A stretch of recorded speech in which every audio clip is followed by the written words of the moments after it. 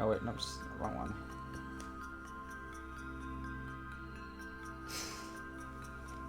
Kapsuru Sabanto. Alright, we're continuing where we left off last time.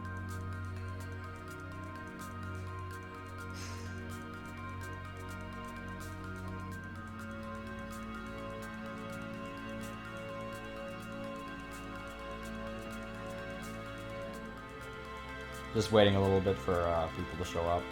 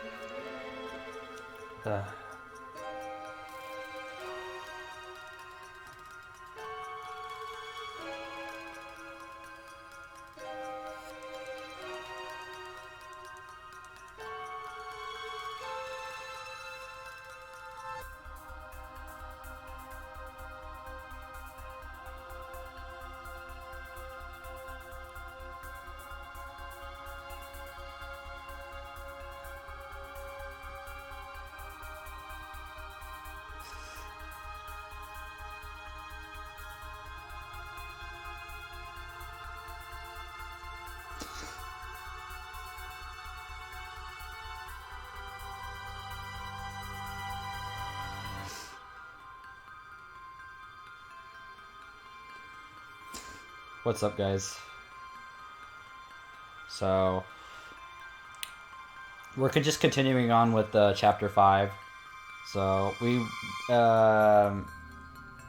if you guys are kind of, yeah, we're no FGO tonight. At least I don't think so. Maybe later, but right now I kind of just want to enjoy Mahoyo. So, I hope if you're interested, feel free to stick around. But okay, so to summarize last stream, basically, if you're unable to make last stream, so basically what happened in the chapter was,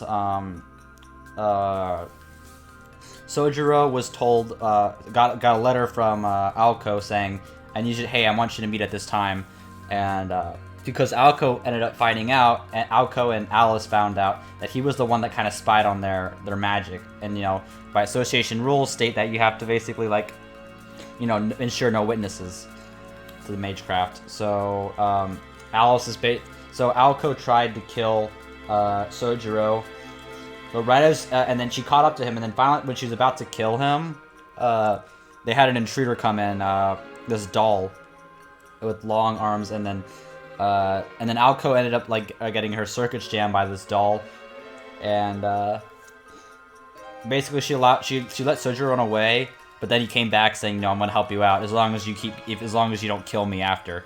And so, basically, their plan right now is to destroy the entire building. So, basically, they killed this, automaton. Those puppet things from FGO. Kind of the very same thing. Also, two of the icons from FGO actually come from Mahoyo. If you guys never noticed this before, but, see if I can get Chrome working. The stun icon is actually from Mahoyo, as well as the skill seal icons. Both of these icons exist in FGO, actually. This is the stun icon. It's the same. We actually had this CG in the chapter. This what happened when Alko got her magic circuits jammed by the automaton. She was shocked. She was hit by the arm. And a little bit of thing later on. But this is the skill seal one. Doesn't it look kind of familiar? It's the same one. They just took the outline. So, just some fun facts. These themes are not...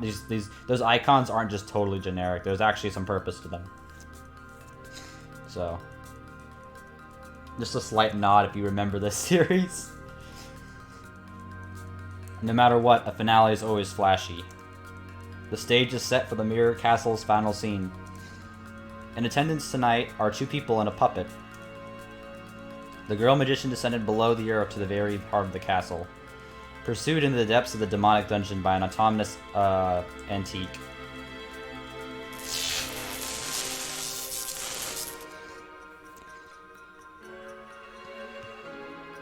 After a minute, a faint blue electric charge ran through the castle. Of course, the main pillar at the deepest part of the basement wasn't actually supporting the floors above. It was merely a symbol. A symbol she had just struck with her fist, filled to the brim with magical energy.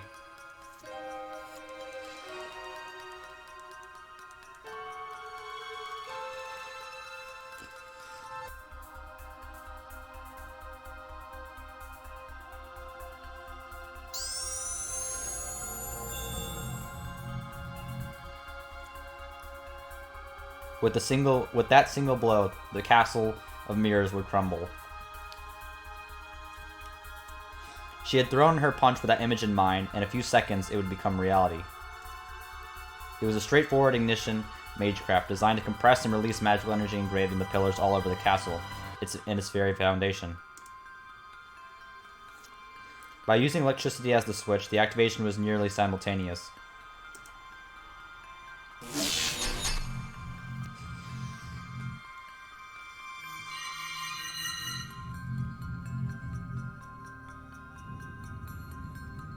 Gently, swiftly, the hammer of death swung down on the castle of dreams that had been obstinately rejected destruction. That had obstinately rejected destruction for 2 years.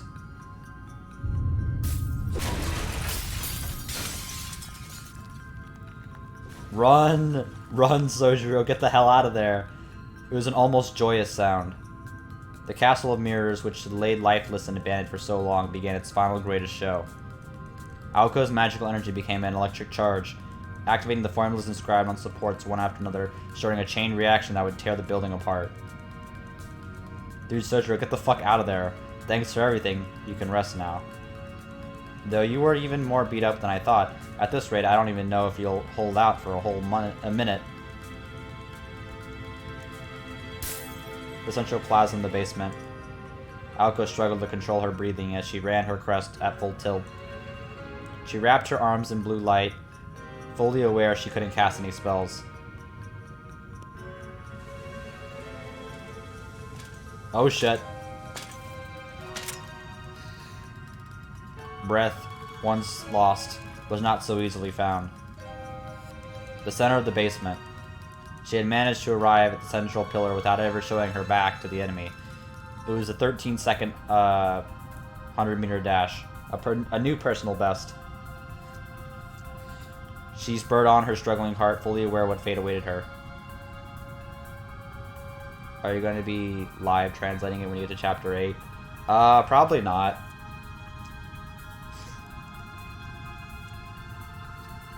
Sadly. I really don't want to... This is a game where, like, I really don't want to butcher the translation on.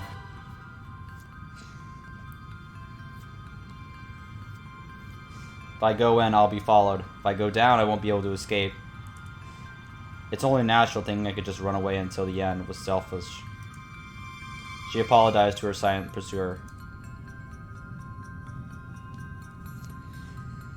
There was only a minute left until the castle collapsed completely. As long as they stayed there, they would both be crushed beneath the rubble. Both be crushed beneath the rubble. And of course, that worked just fine for the puppet. Surviving was an issue for something that had no life. Its sole desire was to kill its target, Aozaki Aoko. Yes. To put it simply, it was the enemy who was prepared for death all along. She resented her lack of resolve. It wasn't like her to turn tail and run from an opponent who was willing to put their own life on the line.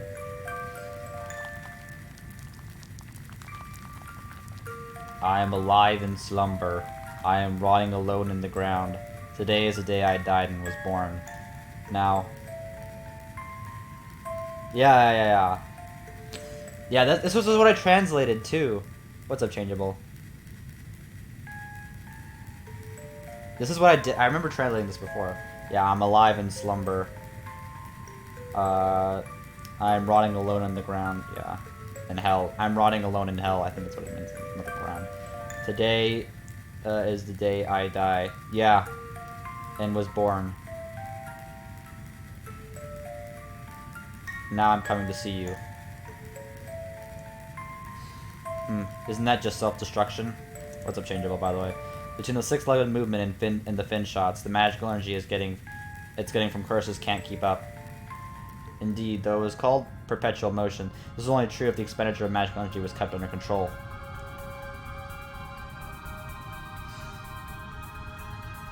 By using so many functions at once, the puppet's fuel tank would be empty faster than it would filled, until eventually it wouldn't have enough energy to run the curses that powered it. It would exhaust everything it had been given for the sake of fulfilling its objective. That was the pride of a utensil, which beings endowed with intelligence could never hope to understand. What's up, gamer? A man who touched the resolve of a beast born to run would only get burned. It's such a waste. I thought only my sister was capable of something this insane, but I guess there are people like that everywhere. I really wonder. Moreover, Alco didn't have the slightest intention of going down with her opponent. She was done reflecting. She had paid her respects. Press F to pay respects. There was no time to lose. Let's do this right here, right now. I'll pay back everything you've given me, with interest. The power she accumulated exploded through her right leg. She was aiming at just one thing, a direct frontal assault. In turn, the enemy responded with a curse to gouge out her chest. It was a full-powered heartbreaker, repaired without any fear of burning out. The instant she saw it, Alco kicked the floor. Her body danced aside, long hair streaming in the wind. The excessive lateral movement nearly threw her off her balance, but she quickly swung her arms and righted herself before she fell. A shot grazed her, sending a burst of white-hot fire through her left shoulder. But it was fine. If it meant avoiding a direct hit from a fin shot, she'd take it. Is it a little bit too loud? Is the soundtrack a little bit too loud? Maybe I should bring it down a little bit.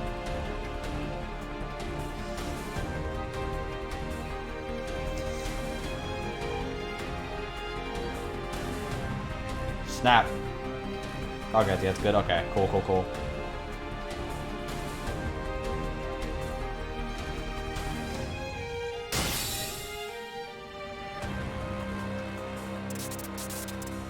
It took her half a second to recover from the pain and loss of balance.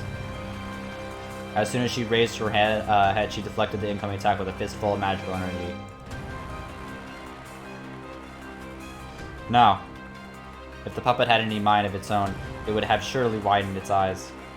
The fact that she never stopped her charge while pulling off this series of moves was nothing short of admirable, a testament to her will. Crack.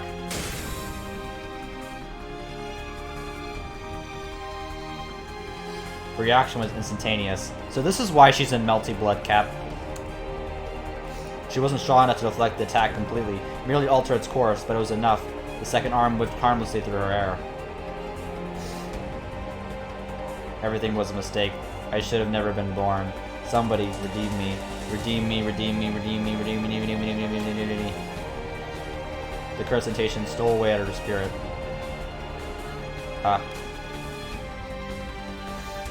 Was it composure? Wrath? She easily resisted that all too fragile defensive function and...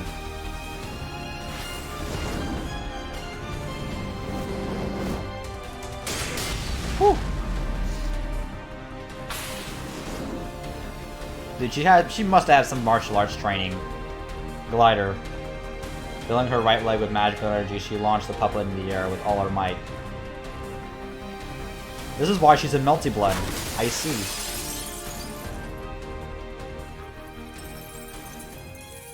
It was lighter than she expected. Not just light, but frail. Automaton's weight was determined by its internal structure, that is, the size of its power source. There was no doubt that the musical engine that drove this particular automaton was an excellent one, but ironically that very excellence was its downfall.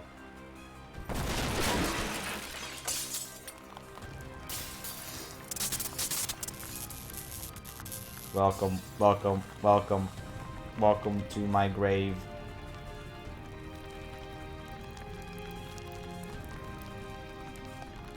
The curse stuttered and skipped.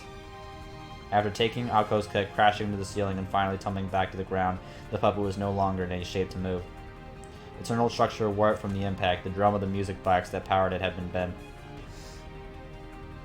If you curse anyone, curse your designer. If they'd given you even a single dynamo, you would have just been a little heavier.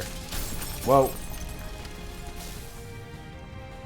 A chunk of the ceiling crashed down in front of her, snapping her back into reality. She had been so focused on taking down the puppet that she had totally forgotten the situation she was in. The collapse of the Hall of the Great Mirrors have already begun, yeah.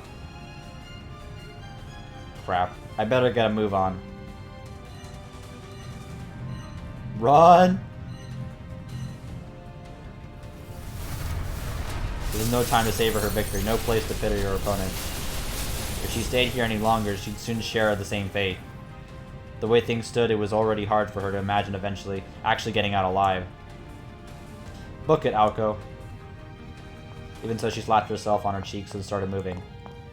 This was her reward for the battle that lasted only a scant few seconds. With her breath still ragged from the strain of excitement, she ran as fast as she could toward the exit.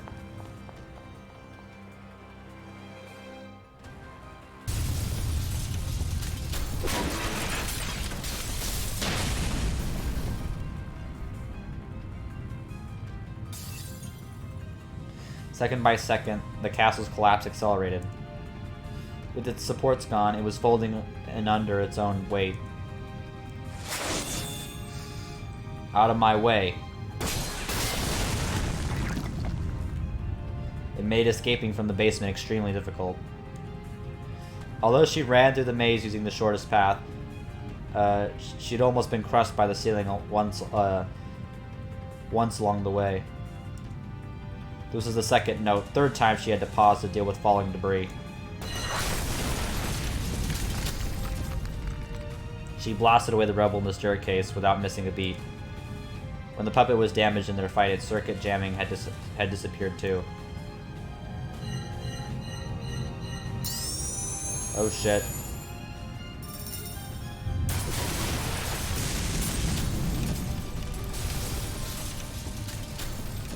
She's doing the Naruto run.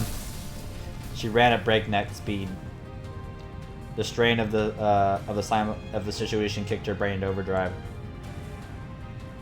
The falling ceiling seemed to move in slow motion. Yeah, Fate series. This is Mahotsukai no Yoru. It's another Type Moon visual novel. Some of the concepts here actually apply to FGO, but it's kind of set in the same series as like K and Tsukihime. It was similar to how someone's entire life could flash before their eyes on the verge of death. Right now, for her, every single second expanded into 5. Her sharpened senses elongated her perception of time.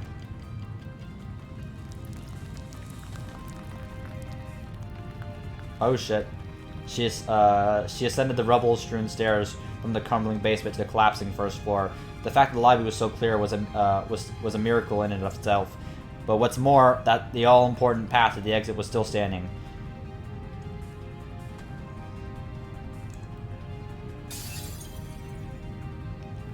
This is my lucky day. The underground maze didn't run under the entryway, so there was no chance for the floor to give they're giving out beneath her.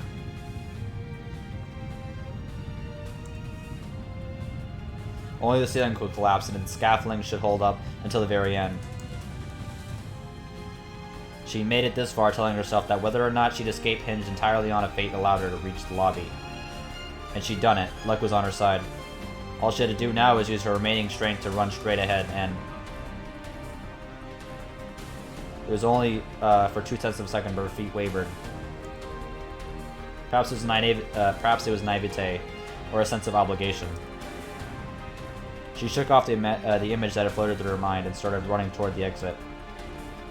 Just so you know, we won't be able to coordinate with each other. It's not that great of a strategy. We'll both do what we have to do and then get to the exit as fast as possible on our own, okay? When she told him that 5 minutes ago, he nodded, looking just a little uneasy. It was only now that she wondered why.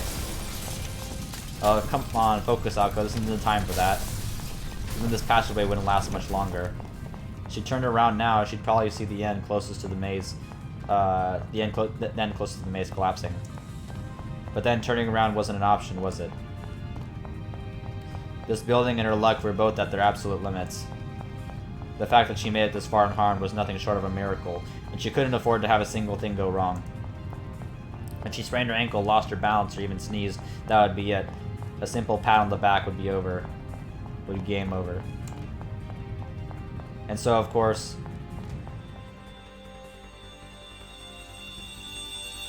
Oh. She saw it clearly. From the rubble of the collapsing stairway, death arose to take her with it. Oh shit. Oh shit, a corpse was dragging itself out of hell. Still alive. Still moving. Crawling, it had followed her upstairs and watched as she would desperately try to save herself. Oh shit. The puppet's arm shot out. There was no need to turn around. She could see it coming in the mirror. Iluio salvatio. Isavat.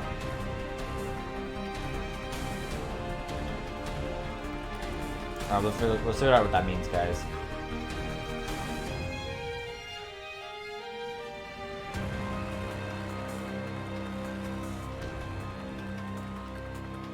To escape. To escape. To escape. To escape. That's literally what it means, to escape. Growing, twisting, stretching. This time, there was no avoiding it, no way to dodge. The puppet with her face snagged, saying, "Welcome to my home. Sink into death.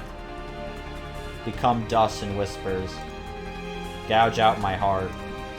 I will kill you."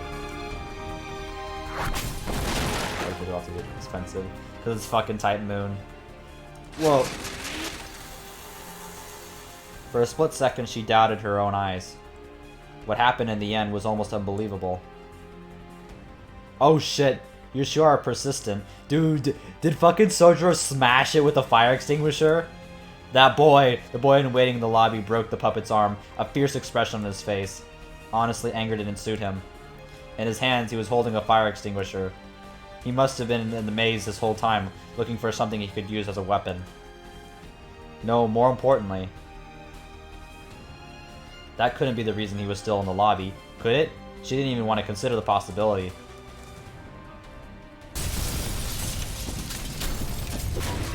Dude, my boy, Shizuki. She stopped the feat she swore she'd never stop, and extended her hand. It's fine now, so hurry.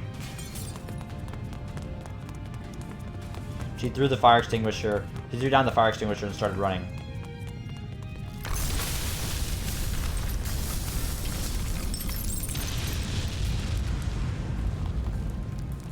The ceiling was falling down like dominoes now.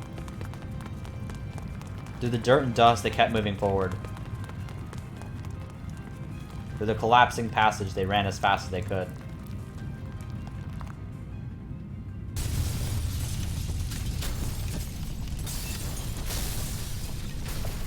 And so the castle shuddered its last. With a thunderous crash and a billow of dust, the final show of the fairy tale kingdom that symbolizes PT Land came to an end. How laggy.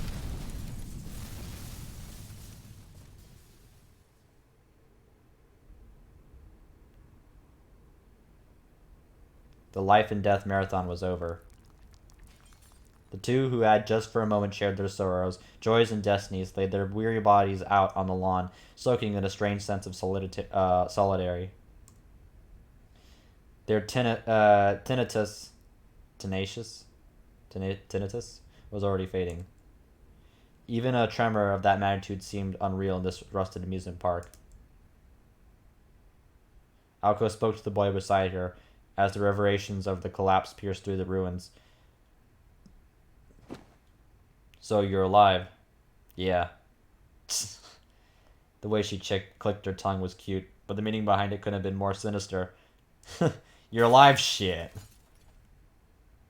Aozaki, what happened to that thing? What do you think? It got crushed into a million little pieces. He sighed, apparently only somewhat relieved by her frank response. The reason being... But don't you think you should be more worried about yourself, Shizuki? His misfortune was only just beginning.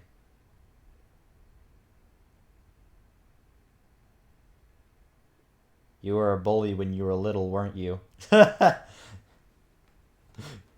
Oh, oof, oof. This man, now Shizuki going, Sojiro's now going for the burn, dude.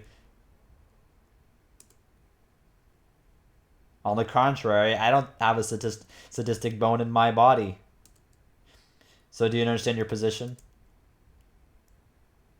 She sat up, a broad smile on her face. Sojiro hung his head and wondered why he felt a sudden chill in the air, even though her voice and expressions were so friendly. I'm really sorry. Don't give me that. Our agreement was based on a single fundamental premise, remember? You said it yourself. It was a transaction. You made yourself useful, and I let you go. I know. That's why I'm apologizing. He turned his head away, sulking. Aoko was taken aback by a sudden bout of childishness. Probably. If she had to guess, he was more angry at himself than he was at her. The problem wasn't that she wasn't going to let him go, but that he hadn't been able to help. I mean, he did help at the end. She would have killed him. Like, the doll would have killed her at the very end had he not, like, interfered. So he technically still did the job. He bought her enough time. She sighed for what felt like the millionth time that day. It was hard to say what was worse, his unbelievable kindness or her own soft-heartedness for buying into it. Well then, are you ready? Of course not, but a promise is a promise. In the end, I couldn't do anything. It was true, he hadn't accomplished anything she expected him to do.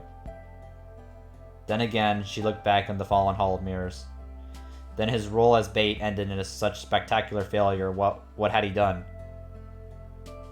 He went all out his way to find a fire extinguisher to use as a weapon, and waited in the lobby as the maze collapsed around him, convinced that he shouldn't leave on his own. It was a stupid choice and the exact opposite of the one she made herself. Well, maybe that's good enough. She couldn't believe how naive she was being, but at the same time, she was strangely satisfied. I mean, he did help. Like, it's not his fault that, like, the doll, like, literally, like, turned into, like, 6 legs, 6 arms, and chased after her. He did what he could, and he did help. So, I think that's good enough. A smile blossomed deep within her heart, and if it was only for a second, the bravery to keep on waiting in that situation was commendable. He dropped the ball, but the after-sales service was satisfactory. I guess I've got no choice. She nodded, then hopped to her feet. Don't worry, I'll keep our promise someday. Doing her best to feign indifference, she extended her hand to the boy who was still collapsed on the ground. Whatever the result, the fact is you helped me. I mean, he did, that's true. So as a special treat, I'll leave you alone tonight. She looked away, cheeks burning red.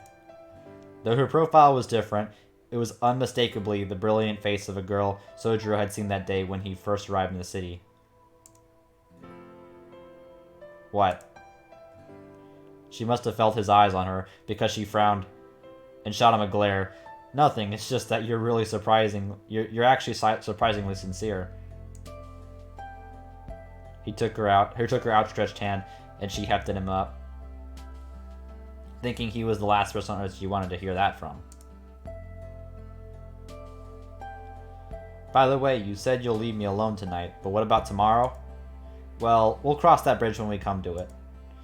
She shrugged her shoulders, not sure what she would do herself. It was an odd gesture coming from her, and Sojiro couldn't help but smile. Solidarity between those who escaped death together, a fleeting camaraderie?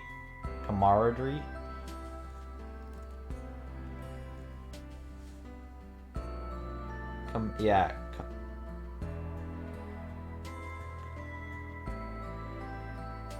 camaraderie, whatever. Just for a night, the air between them was calm and gentle. A lot of things had happened, but the terrible midwinter night's dream was finally over. They had overcome their ordeal and could leave the kingdom of mirrors behind them. But before that... How selfish of you, Alco.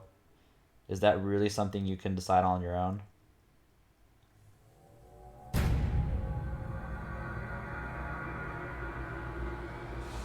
Oh shit. It's Alice. Oh shit. A voice rang out, beautiful as birdsong, yet ruthless as a machine. Alice. Alco's voice trembled as she called the name. Oh shit, it's Alice. Oh shit. Alice, please.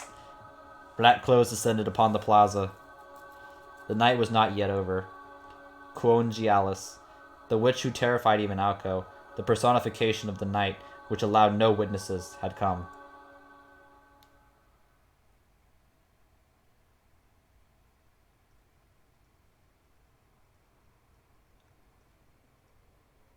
Oh shit.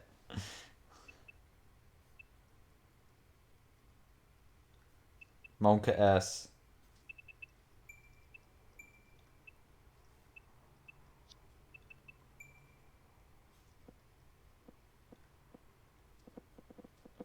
What, 5? Already like a quarter done?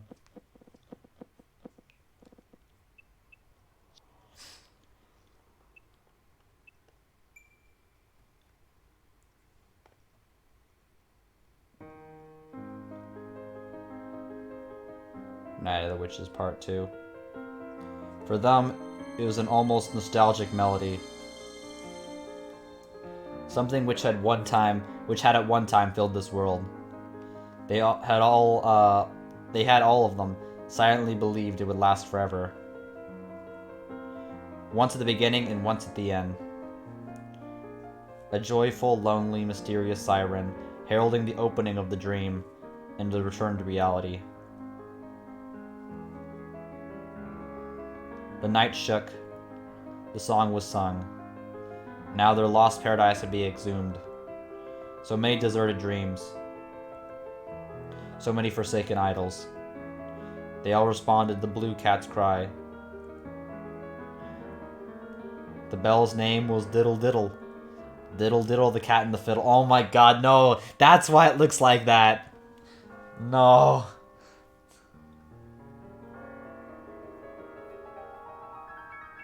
This was Kuonji Alice's magecraft, more magical than magic itself.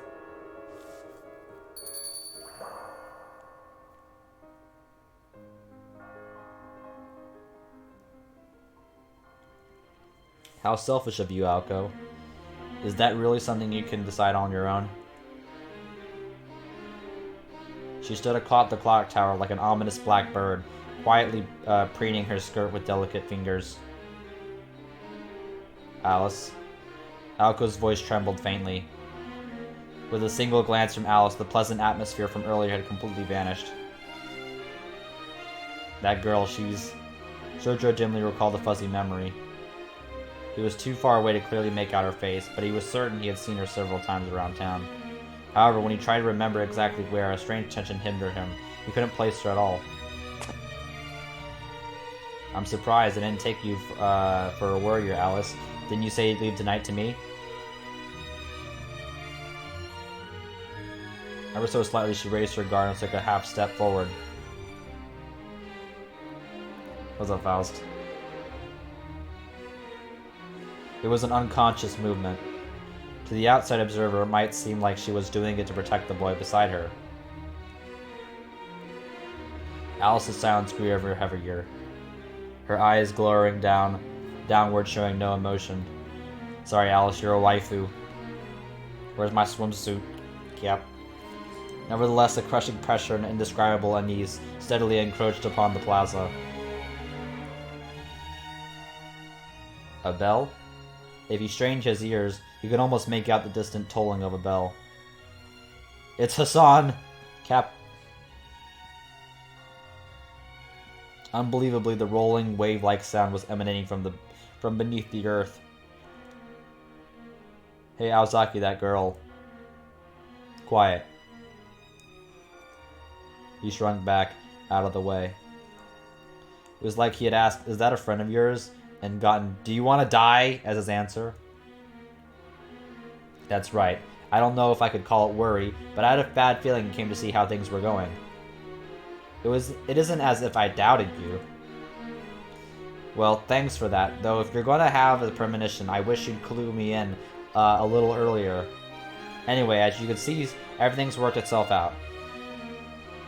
It's late, so can you hurry on home? After all, you trust me to handle things, right?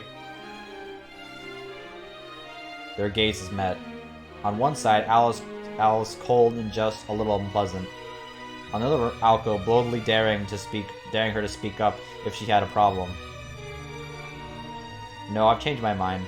Since I went through the trouble of coming out here, why don't we get back together? That's more your style, isn't it? You can tell me about that puppet on the way.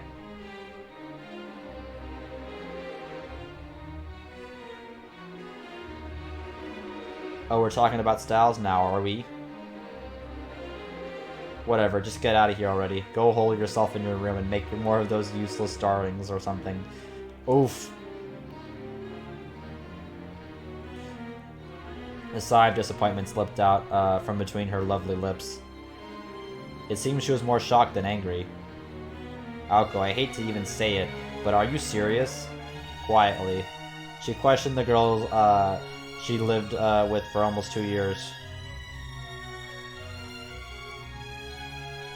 I'm amazed, didn't you say we'd protect our secret together? Don't tell me you're still clinging on to that side. Or could it be you've grown fond of him?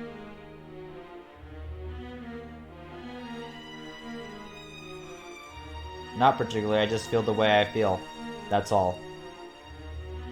To begin with, a plan is something that changes depending on the situation, and that goes double for moods. Besides, don't you think that's absolutely sticking to a promise no matter what isn't a little old-fashioned? They continued glaring at each other, and without showing any signs of backing down. It was regrettable, but in the end they were merely cooperators. They had no interest in mutual understanding. As a result, the reform of their friendship was complicated, unique. If there was ever a situation where their opinions clashed, they wouldn't budge until one of them buckled. Neither gave any consideration to the other, and that was just the way they liked it. That's right, this sort of behavior is just like you. She sighed again, bigger than last time. We'll argue later. It's not like I need your help to get rid of him. Suddenly, her slender fingers stirred as designated a chess piece. Oh no, the fork! It's a fork! Monka S. Oh! Huh? Guys, this is why silverware is dangerous. Monka S.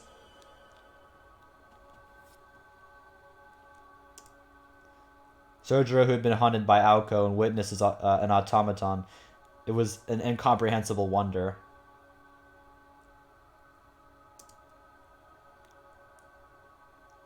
While Aoko's attacks and the moving puppet had defied common sense, they were at least rooted in reality. He had been surprised, sure, but not mystified. However, this thing which appeared out of nowhere from a seemingly unrelated gesture was an entirely different story. Like a child fascinated by a magic trick, he watched the girl's attack approach without so much as lifting a finger. Unlimited silverware works. Monka S. I have created 1,000 spoons. Unknown. God, I don't want to. At the last second, a blue light shot in from the side to deflect it, ended up obliterating it without a trace. Oh crap. Aoko, who had raised her arm, reflexively realized what she had just done. Unlimited fork works. What is this? Going back on your promise wasn't enough for you? You intend to break the rules too? The midwinter air, already cold, grew icy. Alice may looked calm and collected, but in truth, there were times she was even more hot-headed than Aoko. Dude, I want these two to be on rate up. I want Aoko to be the welfare. I want Alice to be the SSR, and I want Sojiro can be like an SR. Please make it happen. Make it fucking happen. Or, come on, DW, please. If by chance one of them was broken, there's a collab. I wish, dude. I wish. But we all know Nasu just tries to forget that there's other Type Moon things.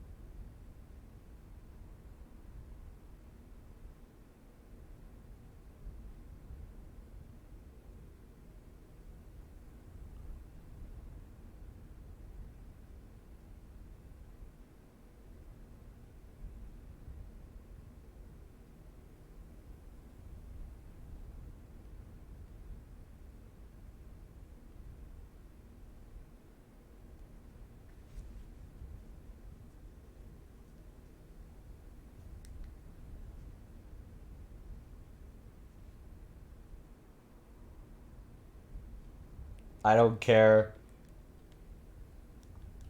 I don't care, Monk S. Please. This VN's actually this VN got a lot better. Oh my god. If by chance one of them was broken through some innocent mistake, the matter would be resolved by a week-long silent treatment.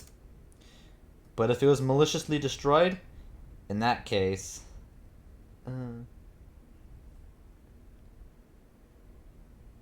destroyed. In that case, she would take revenge no matter what. That was just the sort of person she was. Okay. Right,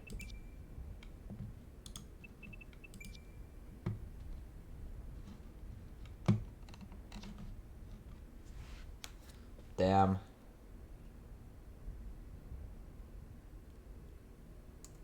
Damn. Whoopsie. Well, it was bound to happen sooner or later. Looks like I finally incurred the wrath of God. She was shocked at her own stupidity, but at the same time felt strangely invigorated. She wasn't going to make excuses, and she didn't regret what she did. If she had broken the rules, then so had Alice. Aoko, you're fucked. How should I put it? It was actually a relief. Whatever happened now happened. She had no intention of violating her principles. If there was anything to apologize for, it was simply misjudging how much power to be put in her shot.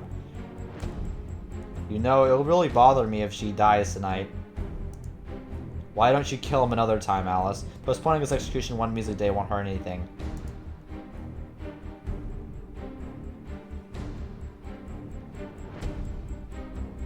As far as she was concerned, taking up defense for suspect S was only natural.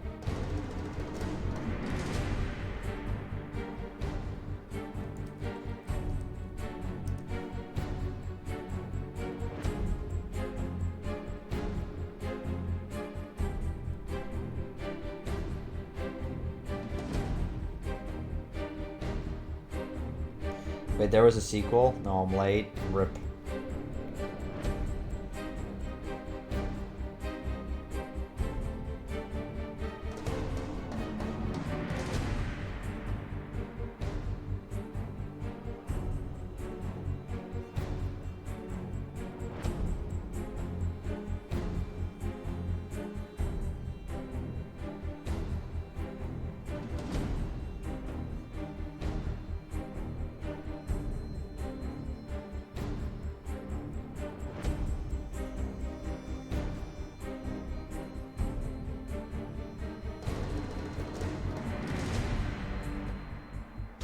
Type Moon outlines future plans. Oh shit. Okay. I gotta get that Googled. I gotta get that spreadsheet out. Nice.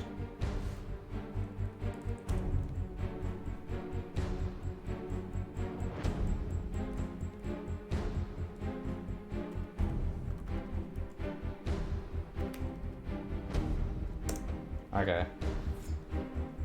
1,000 bits. Thanks for the 1,000 bits, man.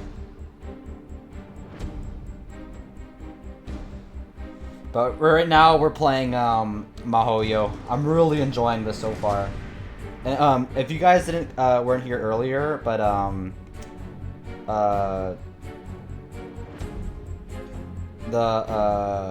wait, I just wanted to see this article.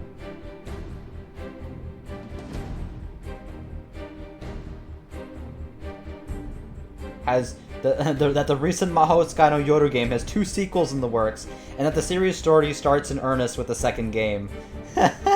Second game. Papega.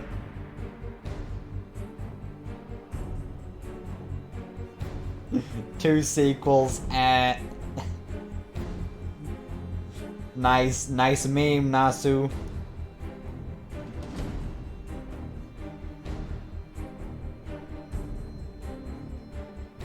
But yeah, the symbols from FGO are actually...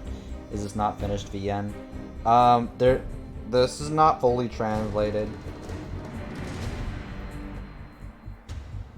But yeah. You know, remember the symbol, this is the stun symbol in FGO? Well, it actually came from Mahoyo. Boop. Same with this, let's see.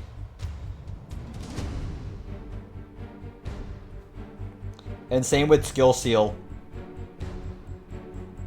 I think Karna has one.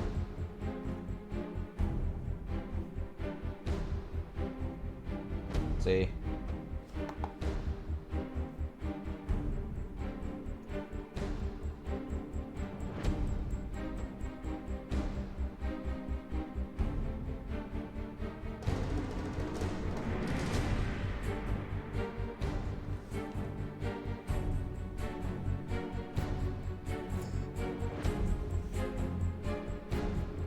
And this game came out before FGO did, so it was just definitely taking inspiration from the game, like that. Like, that's way too much of a similarity.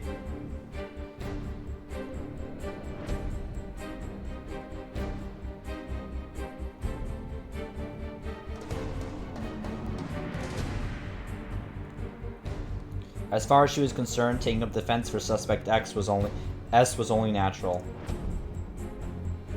Are those your personal feelings? Is that wrong? Paying back my debts is important to me.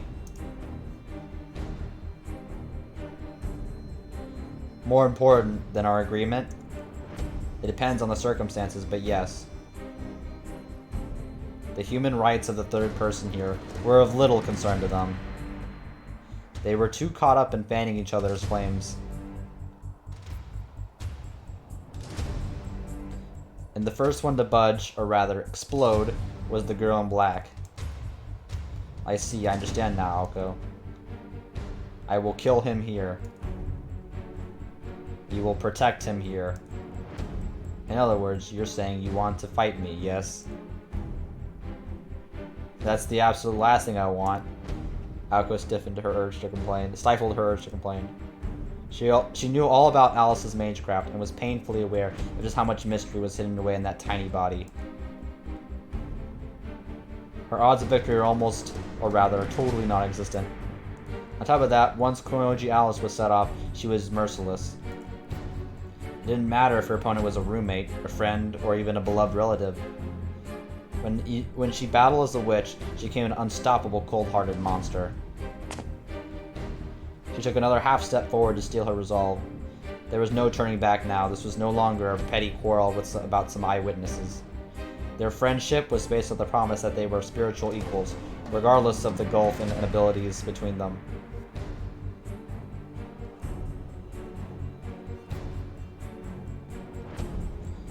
That was exactly why, if she was going to remain true to herself, she couldn't compromise or talk her way out of this. Of course I'll protect this idiot, even if it means killing you.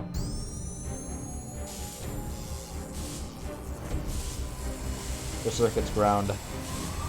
Her body, which had slumbered through the fight with the puppet, burned to show its true value. Besides, we were gonna have to kill each other one day anyway. And her fighting spirit overcame her terror.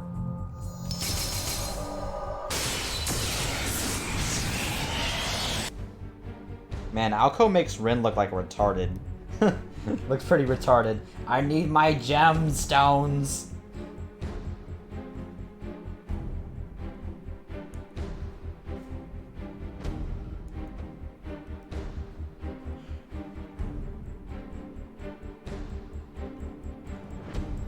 D. Massive soul. I think Alco's a much cooler version of like Rin. And gives way harder burns than Rin ever could. Alco's bullets were extraordinarily straightforward.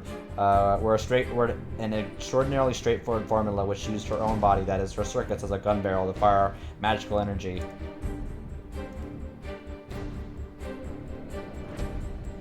It wasn't nature's interference, like summoning a wind, parting a sea, or inducing decay. It was taking the imaginary movement known as magical energy, processing into reality, and shooting it out as heat. As such, the destructive power is directly equivalent to the amount of magical energy she could handle.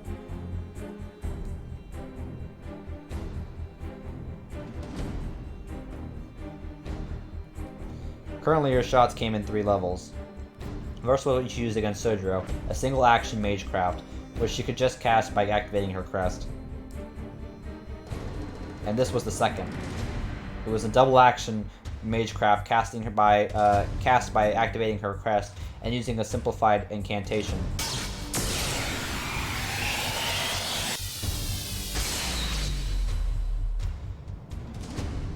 But you forget, she has invulnerability, Kappa. And she dispersed the spirit attack even without batting an eye.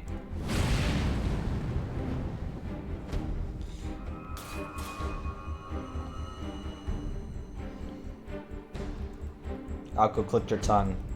A high-speed sneak attack using simplified incantations couldn't break through Alice's defenses.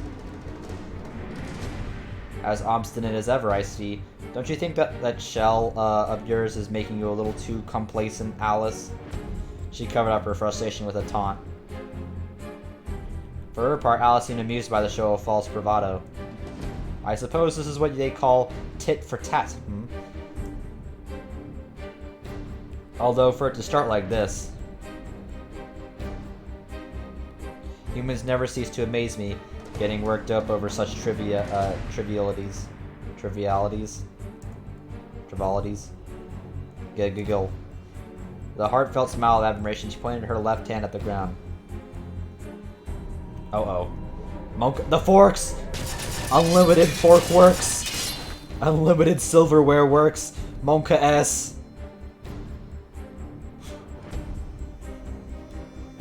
Zap, zap, zap, zap. Countless spears brushed forward from the plasma bricks. Shizuki, get back! She grabbed his hand as she called out and yanked him back faster than he could react. The utensils bubbling up from the earth chased after them, as if they had the mind of their own.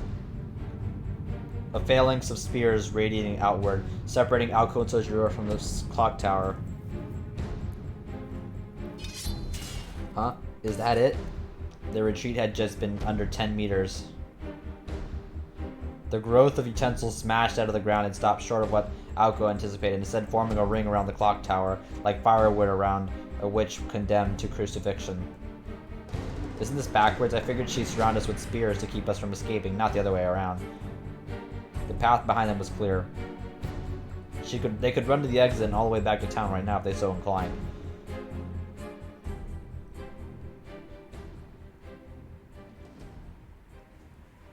Are you feeling okay, Alice? You know that if I see a chance to escape, I won't hesitate to take it, right? If she made it back to civilization, it was her victory. Since she didn't particularly care about what happened to Sojiro after tonight, just getting him that far would be enough to... Uh-oh. What the fuck is that? What the fuck is that? However, Alice ignored her and leveling pulled out a small bottle. A green flask? That's... damn it, this is bad. Fire!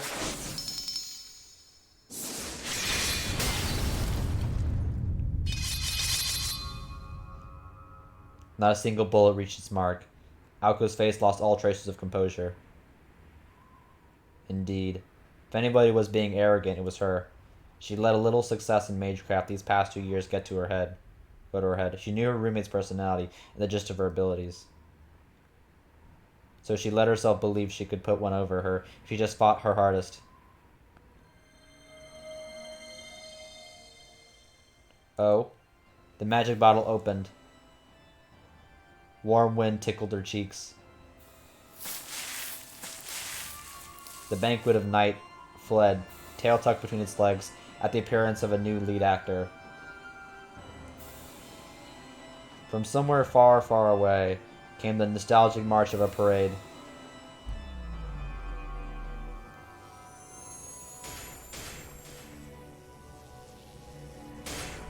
What the fuck?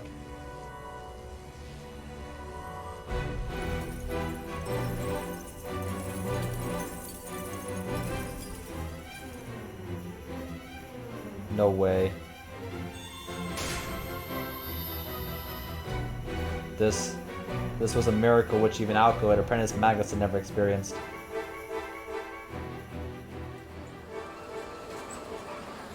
The dead came to life. The lifeless awakened. A deep forest shrouded in mist. Fire-breathing lizards that lurked in swamps. Puppets frolicking at midnight. Ever so tenderly, Konji Alice's slender figures transfigured the park, as if stroking an old sickly cat back to health. Well then, shall we play? Pretend Aoko?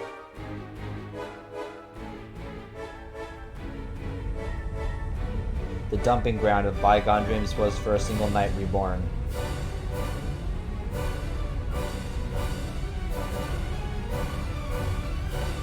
Oh, the music, dude.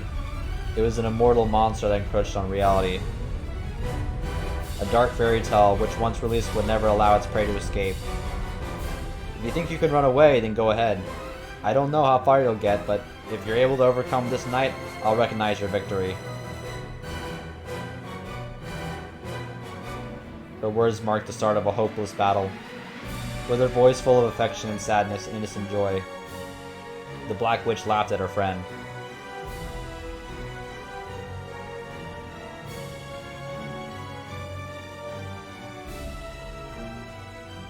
Thus, the amusement park regained its former glory. The countless bulbs that lit up the night, the sound of records pouring from the speakers, whirling merry-go-rounds large and small. It should go without saying that it was all completely outrageous. Certainly converting magical energy into electric current and restarting the facilities with alchemy was within the realm of possibility. However, simply providing power would not restore that has been broken. What the girl was mixing here was no chemical concoction, but a witch's brew that melted away Providence itself. Not good. I've seen plenty of Alice's ploys before, but this is on a whole other level. Set. Crushing down her anxiety, she fired up the crest on her right arm. If circuits were a Magus's engine, then the crest was software that assisted in the use of magecraft.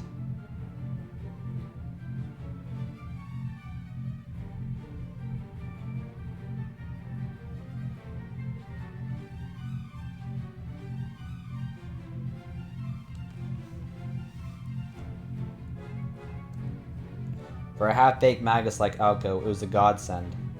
Any formula converted into the crest would be produced simply by passing magical energy through it, albeit at a reduced efficiency. It was the ultimate proof of her status as the Aozaki heir. Employing double-layer DC formation.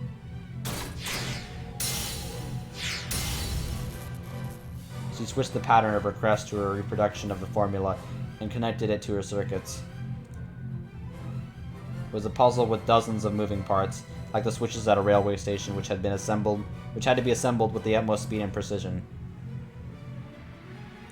A single-action magecraft had no hope of reaching Quonji Alice.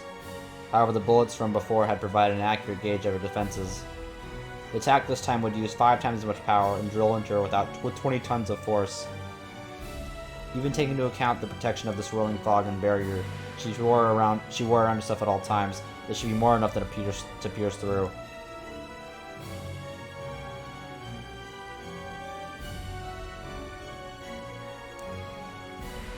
If it hit her just right, it would push her sternum into her heart and knock her out. Worst case scenario would knock her off the clock tower, but... are you almost done? Just as she's settling into kill mode, a voice from behind yanked her out of it. Sergio, who had been watching Alco and Alice's exchange with a serious look on his face, finally spoke up. So, what's going on exactly? You might as well have been asking for directions to the nearest station. Part of her wanted to scream at him, but mostly she was just amazed. I can't believe I'm actually getting used to this. She tried her best not to sigh and focus on activating her crest. I provoked her a little too much and negotiations broke down. As far as she's concerned, this is a good opportunity to get rid of me, so she intends to wipe me out along with this park. His face was begging her to explain in a way that was easier to understand. It's because she's holding a grudge against me. I can't even imagine what sort of nasty death she's got in store for us if we're caught. Basically, unless we do something about her, neither of us is getting out of here alive. In other words, you're just dragging me into your fight. Well, yeah, pretty much.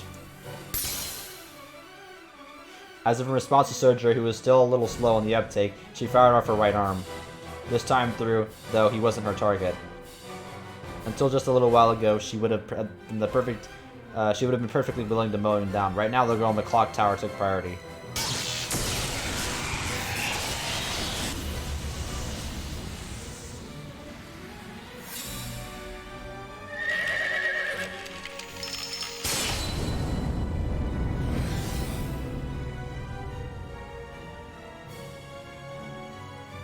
Her grasp in the situation was quickly giving way to wonder.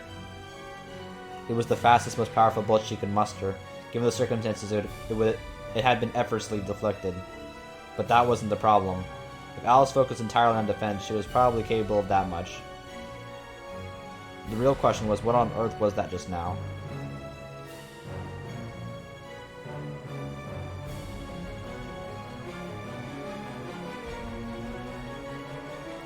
Something mysterious had suddenly swooped in to protect her.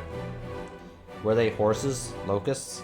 No, creatures that like those that swarmed so thick they blacked out the sky. They were something that shouldn't exist in this world.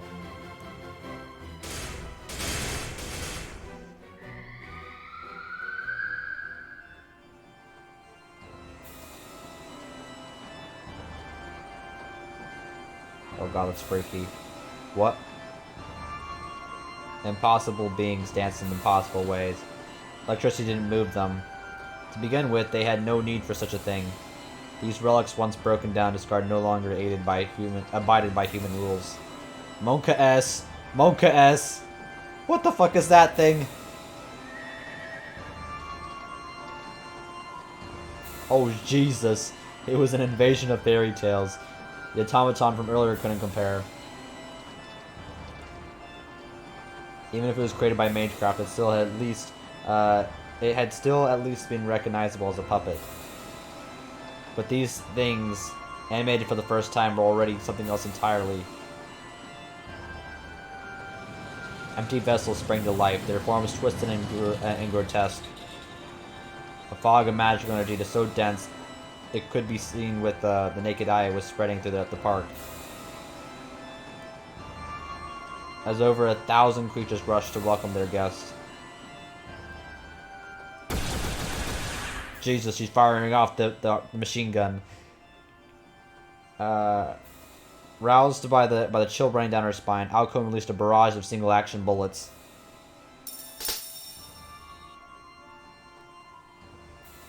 Her unbridled attack scattered awkwardly away. The knights of the merry-go-round took flight, and the fire-breathing green lizards began to gather. Fresh baked bread stands reopened for business, and the loaves the size of men marched from the ovens and formed platoons. Mocha asked, "The bread man!" It's the gingerbread man. Awazaki behind you. You were being boxed in. The Ferris wheel groaned as it spun. A junk car rocketed through the roller coaster, carrying a crying Kissing along with it. It was a twisted phantasmagoria with Alice at the reins, set against the backdrop of the rusted amusement park. This can't be happening. All she could do was stand there, staring in disbelief, and then she finally realized. Of course, there's only one thing it could be. She heard about it from Alice, the familiars of the Minsters. 3 among them stood above the rest, and among those three, only one was capable of a phenomenon like this. Its name was...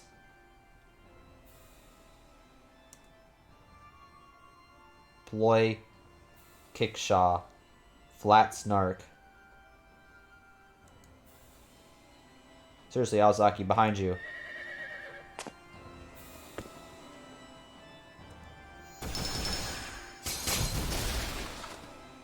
Her shot smashed the creature into smithereens. It was partly because she had switched to more powerful bullets, but mostly it was because it seemed they were all individually less robust than the automaton had been. Shizuki, this way. Putting on the clock tower at her back, she grabbed his hand and ran. Awazaki, sorry, but we can't stay here. We gotta run. Run where? How should I know? Just run, damn it. It was hard to say if she was shouting for his sake or her own as she blasted open a path. Her bullets screamed, blowing away to the creatures standing in their way, actually merely gathering. They narrowly escaped the net tightening around them.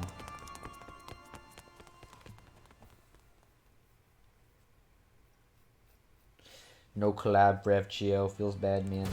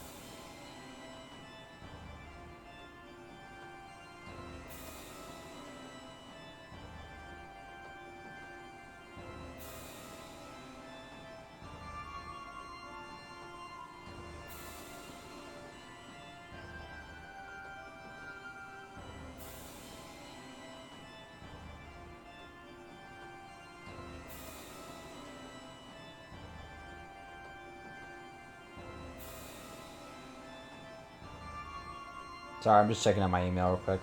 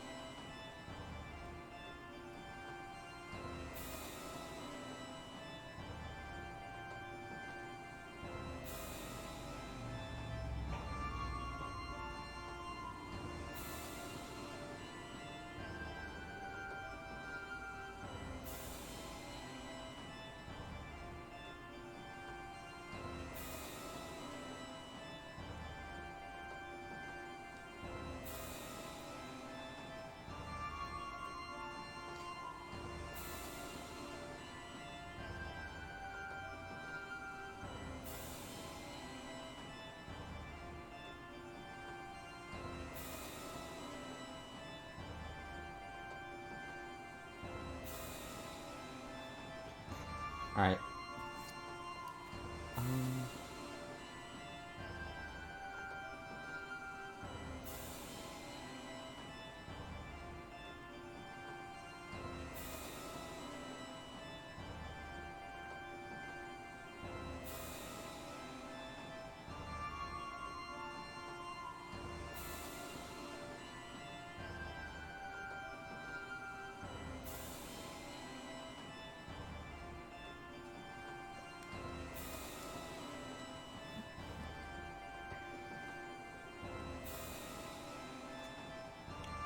Bullets burst into blue sparks.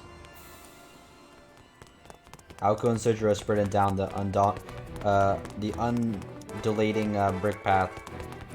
The suspension bridge effect was nothing compared to the trust born on the battlefield. They both headed toward the exit at full speed.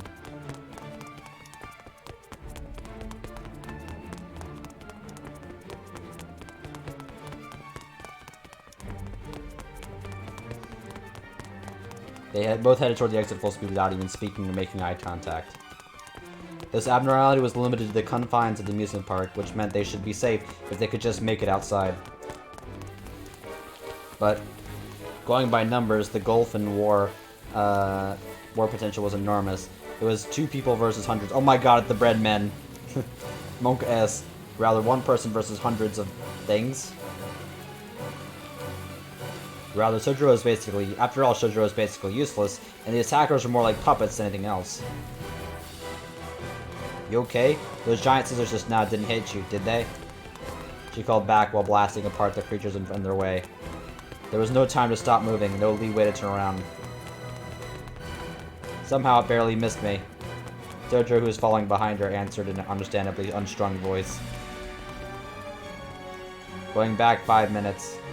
They had broken through the siege at the plaza with surprising ease. Apparently, the speed of each park resident's awakening was different.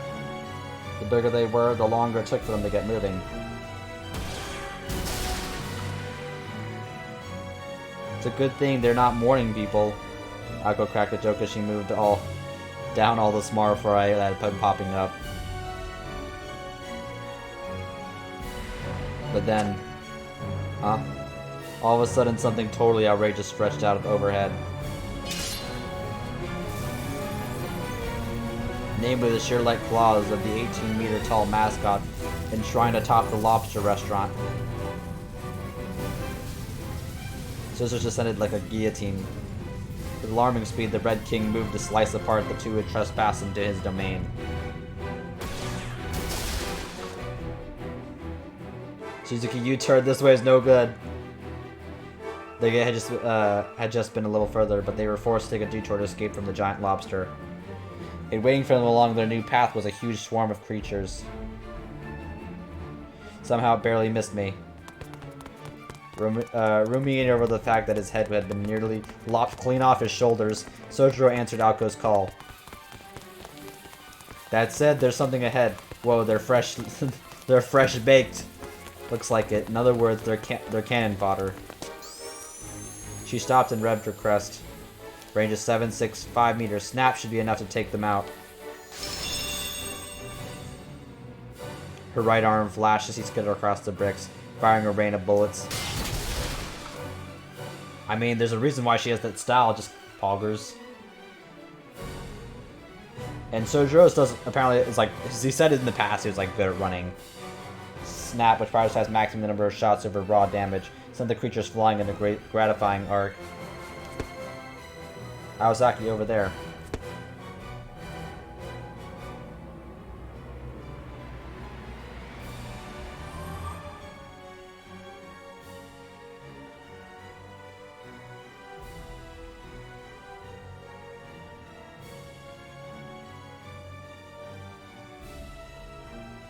On it.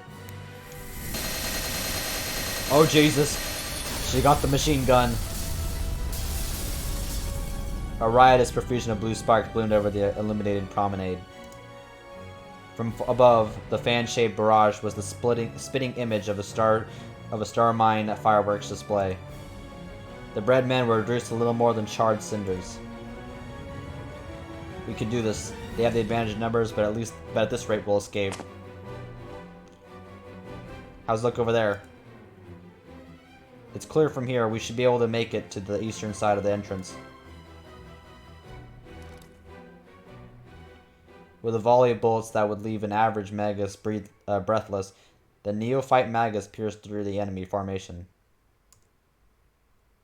Meanwhile, a lone bird carefully observed the scene playing out in the amusement park below.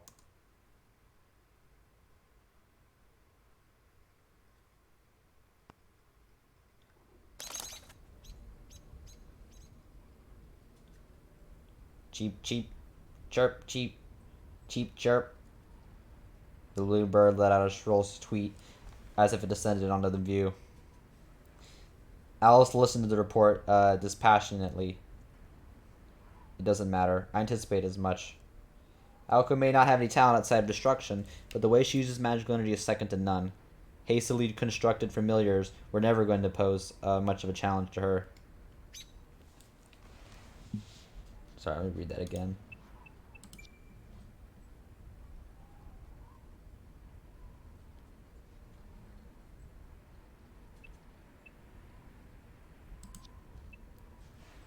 The little robin chirped and flapped its wings. Was it criticizing her for praising Alco? Was it jealous of Alco for being praised? Even she, its master, couldn't really understand what it was trying to say. Aozaki Alco was an amateur. The difference in both aptitude and experience between her, who had only become a magus 2 years ago, and Alice, who had been raised as a witch from the day she was born, was staggering. It was enough that, properly speaking, they couldn't really even be called opponents at all. In a competition of magical ability, Alice would win 10 times out of 10. However, a deathmatch like this was another story altogether. Konji Alice was not a magus suited for battles, whereas Aozaki Alco specialized in them. In a contest of pure magical energy, Alco probably had the edge. After all, she had one thing going for her. It was her ability to wield magical energy. Though the scale of her circuit was smaller than Alice's, its rotation, speed, structural durability, output quality, and efficiency were all off the charts. It was her defining trait. She had no talent for sophisticated spells, but when it came to the simple circulation formula, she had already surpassed Alice in a mere 2 years. She caught on to things quickly and had excellent intuition. While she wasn't particularly good at using magecraft, she was terrifyingly fast. If she hadn't been born into the Aozaki family, she almost certainly would have named herself as a genius sniper. It's too bad. Alice wouldn't have stood a chance if they fought face to face. She had never learned any primitive sorceries like magic bullets. No, she was a textbook puppeteer. In battle, she delegated everything to her familiars, who acted as her arms and legs. I'm sure you've noticed the time limit by now, Alco. Go ahead and borrow all the magical energy you want, but know this: those bullets of yours will be worthless soon enough. The robin twittered its agreement, then took flight. It had only been a scant 10 minutes since the amusement park fell under Alice's control. Which begged the question, what horrors would the green fog give birth to in the minutes to come? Down on the ground, Aoko and Sojiro would soon realize the true gravity of their situation.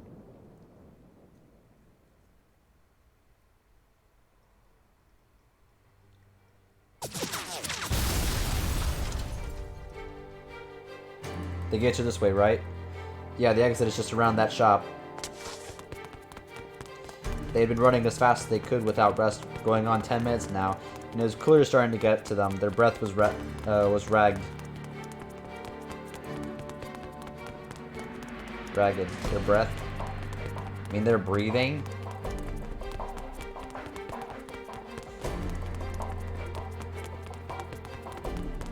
Whatever. Even though it was called an amusement park, in the end it was only Kitsyland. If a high schooler went all out, they could make a lap around it in about 20 minutes. That's the sort of local amusement park it was, or at least it should have been, but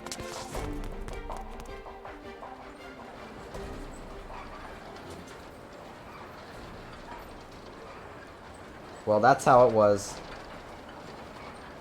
Not only the park residents, but even the park itself has been transfigured.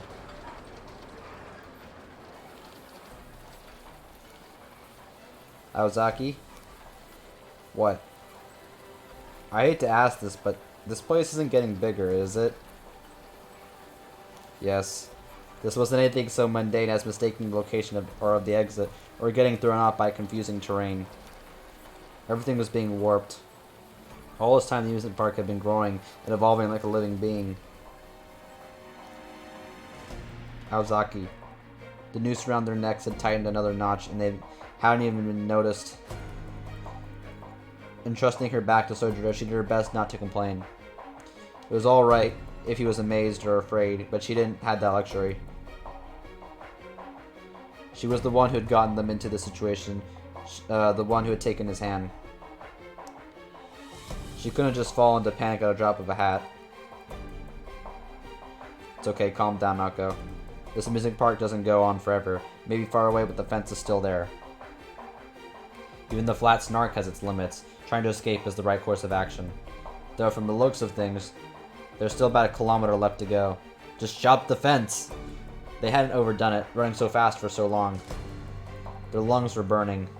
If they tried to go another kilometer without stopping, they would probably collapse from exhaustion before they made it halfway. How are you holding up, Aozaki? Huh?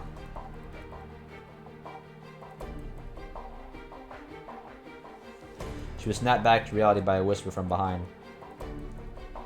I'm fine, but I think we should rest for a second to catch our breath. I agree, going on without a break is a bad idea. That's a shock. We're actually on the same page for once. She couldn't help but laugh. Far from panicking, the comrade at her back had been calmly assessing the situation and thinking of how to escape. Why don't we take shelter in a building, just for a little while? Well, I don't like it, but I guess we don't have a choice.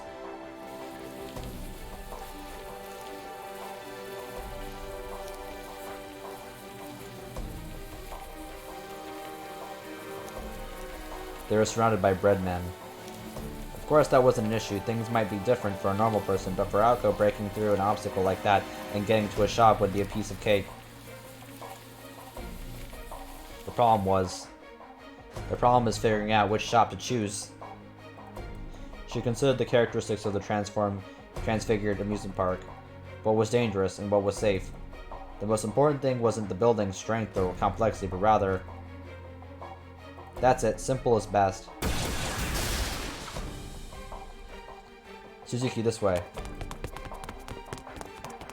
She routed the creatures and drove behind the counter, with Sojiro hot on her heels. Get down! She used the counter for cover while she blasted away at the enemy like she was in a shootout with from a Western movie.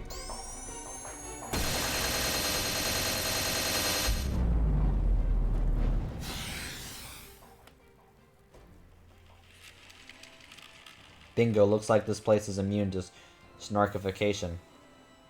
To make sure they weren't being followed, she sank back down behind the counter. Aozaki, those guys. They can't come in, so they're stamping their feet in frustration outside.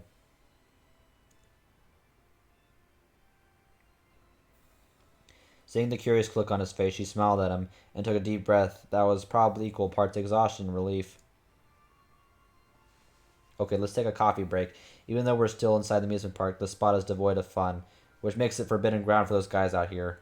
There. Everything from the register to the utensils is bland and modern. There's no store mascot either. It's just a little too civilized for the Snark to transform. Snark? That's what they're called. Don't blame me. Alice is the one who came up with the name. Allegedly. Personally, I find it hard to believe she'd think of something like that. But it is what it is. Maybe it was because the knowledge that they were safe here had calmed his nerves, but Sojiro was hanging on to her every word with an expression of rapt fascination. The fact that he kept nodding gravely and saying he understood when he obviously didn't brought a flicker of a smile to her lips. Normally, it would have only aggravated her, but right now she was grateful for the warmth of his inexplicable sincerity. Setting that aside, you seem like you're feeling better. Mistaking her smile for composure, he broke into a broad grin of his own.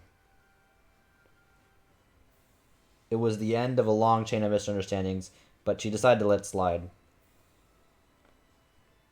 Oh, you're right, my bullets are getting stronger. I'm surprised you can tell. Well, you did chase me all around the Hall of Mirrors with those things. Of course I noticed that they were getting scarier, whether or not, whether I want to or not.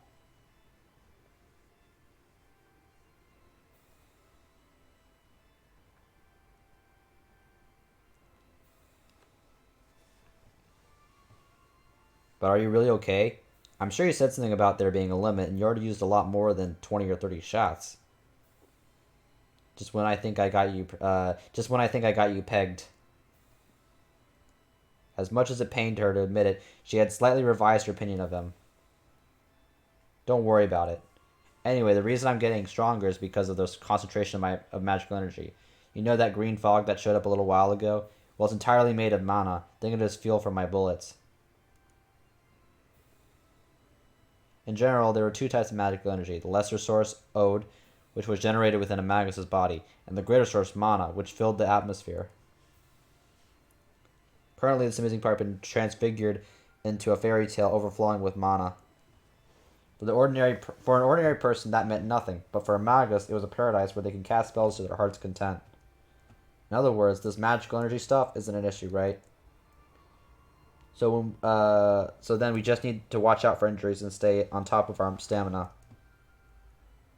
Well, sure, if we're just talking about personal responsibilities. Sojourner's breathed a sigh of relief. From his point of view, Alko is more dangerous than any of the creatures in the park. He had been worried that she might run out of bullets, but if that wasn't a problem, then he didn't see how anything could beat her.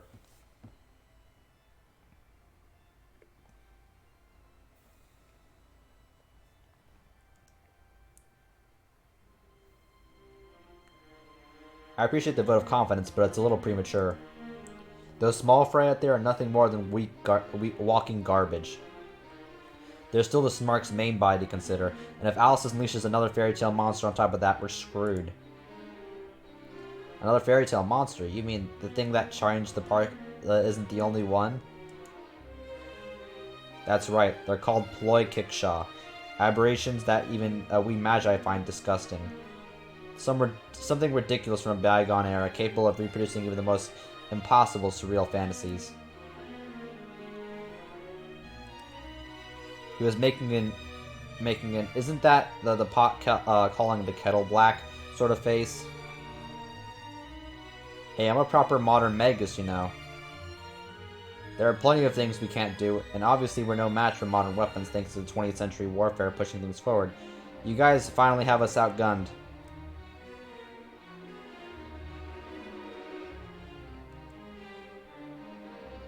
But that girl is different. She's a monster that doesn't care how much human technology advances.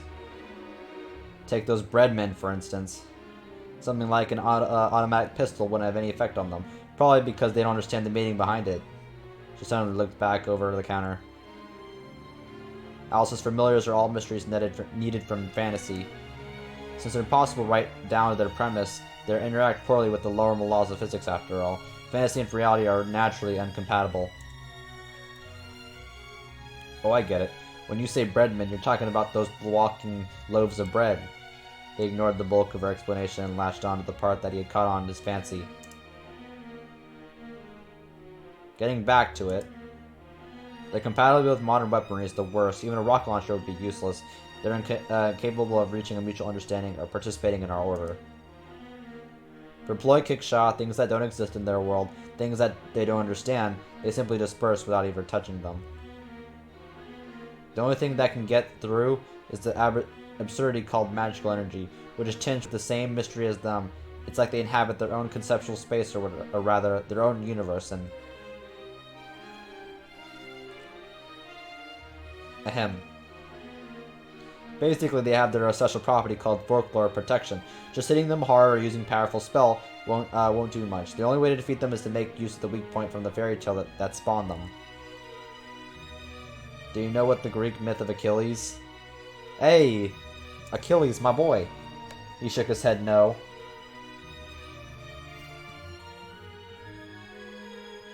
Imagine if Alko was a mage in the Holy Grail War.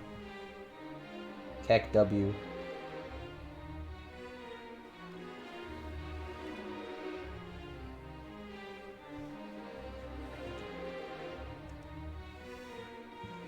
Oh, well, if we get to this, ask Tobimaru about it. It's an oldie but goodie. Sojiro felt like he'd been left in the dust, but he tried to make sense of the things in his own way.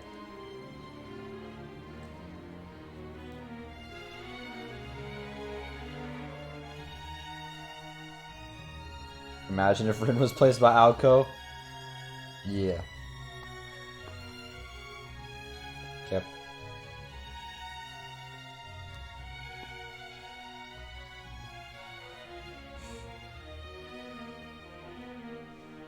I mean, he lived in the mountains. I wouldn't expect him to know about Greek myths. If you're a Japanese dude living in the mountains. If he was following her correctly, she was saying those so-called ploy kickshaw were monsters that even she and the bat puppet from the Hall of Mirrors couldn't compete with. Certainly, the scene playing out before his eyes was enough to make him think he accidentally wandered into somebody's nightmares. But even so, I still think you're scarier than them, though. Do you want to die?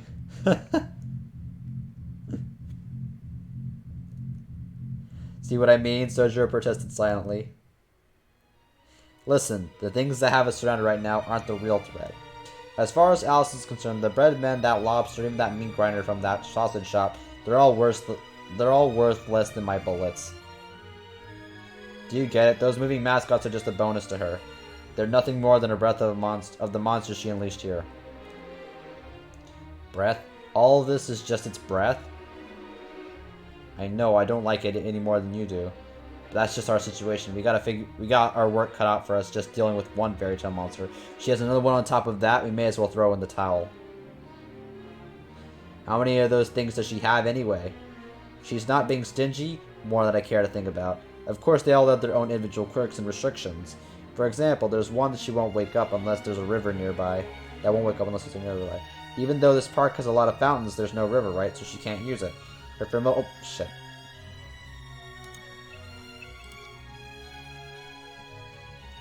So she can't use it. Her familiars are founded by the fairy tales that formed them. So the fairy tales are like Kake Soba? What the fuck is Kake Soba?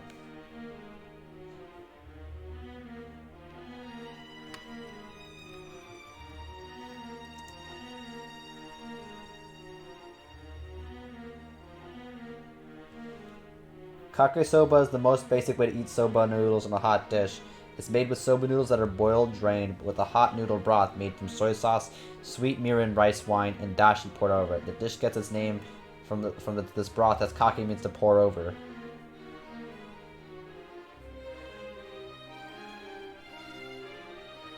Really, the fact that there's no river here is a small blessing.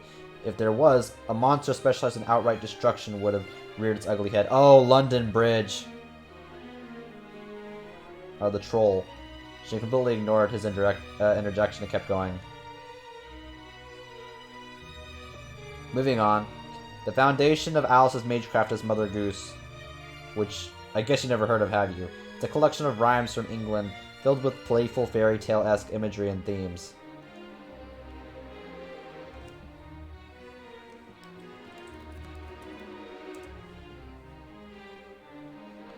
The figure of Mother Goose is an imaginary author of a collection of French fairy tales and later English nursery rhymes.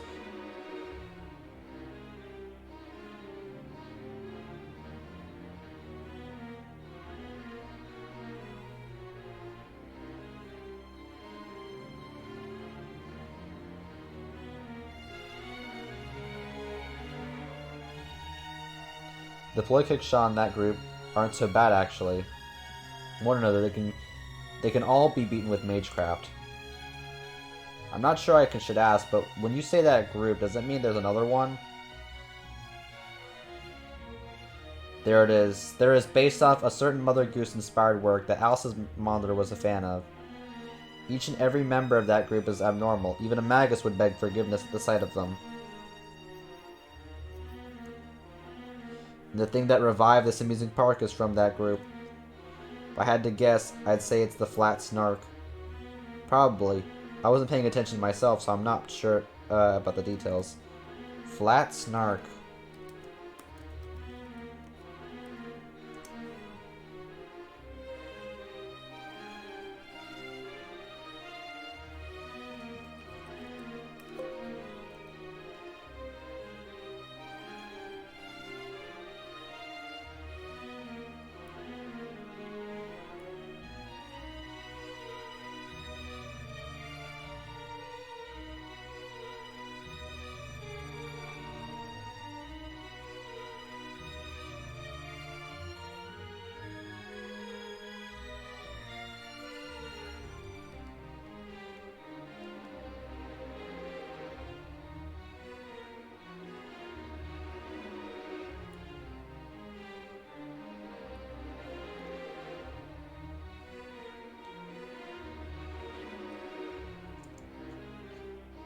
He swallowed the satisfaction that was on the verge of slipping out of his mouth.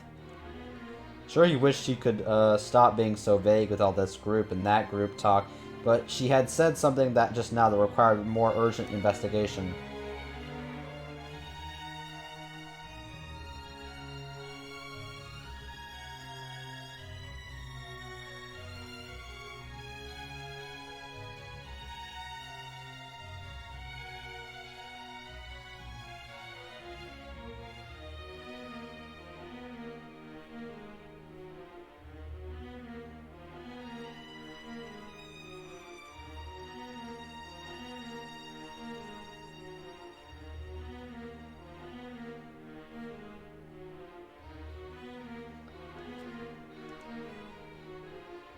Wait a minute, Aozaki. What do you mean you weren't paying attention? Well, she explained it all a long time ago, but back then I didn't really believe what she was saying. I guess I thought she was just exaggerating, or she was making light of me because I was a novice, huh? Of course, the one who had been underestimating the other was Alco. She wouldn't realize that the monster protecting Alice were real until some time after they met. And when that day came, she would learn firsthand why the Meister witches were heretics in the world of Magi. So what exactly do you remember? Well, it's a ploy capable of just constructing an incredibly powerful barrier. Of all the ploys that Alice inherited, it's among the best of the best. It takes the abandoned and forgotten, revives them as fairy tales. It's never been defeated. Oh, and its nickname is the Unreachable. Huh? It's not the Flat Snark? Flat Snark is a nickname too, but the thing about the unknown, it tends to end up with a lot of names. Though as far as identified objects go, the Flat Snark is in a league of its own.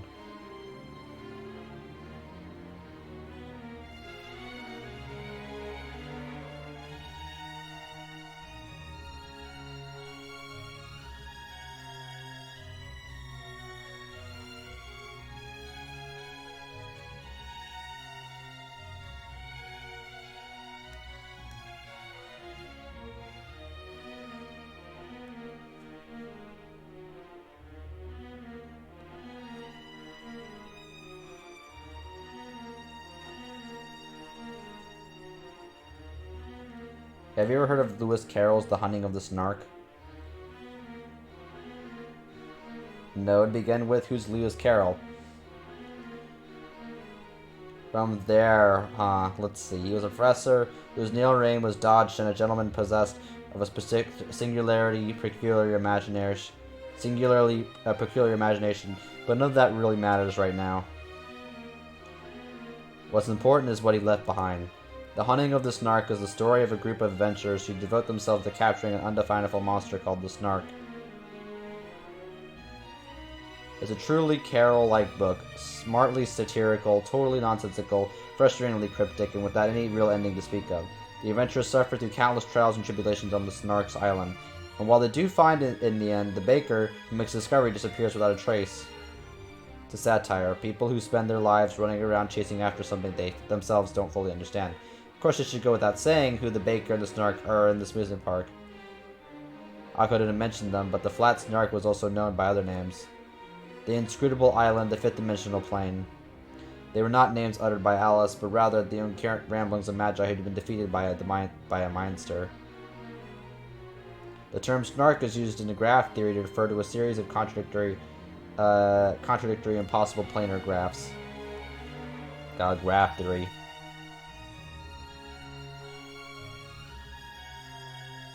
A plane named despite being proven not to exist in this world, an unfortunate existence formed from a paradox. To date, not a single soul had been able to unmask the ploy Kickshaw, crowned with that epithet. And there was one other thing Alco neglected to mention.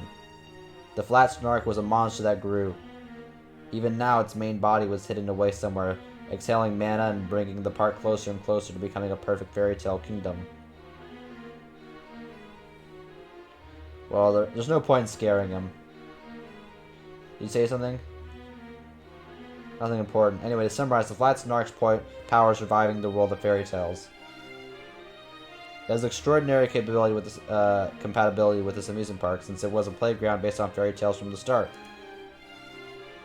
If, for instance, they had been in the business district, the flat snark wouldn't have posed nearly as much of a threat. At the most, it would only be capable of projecting shadowy images of dinosaurs onto window panes.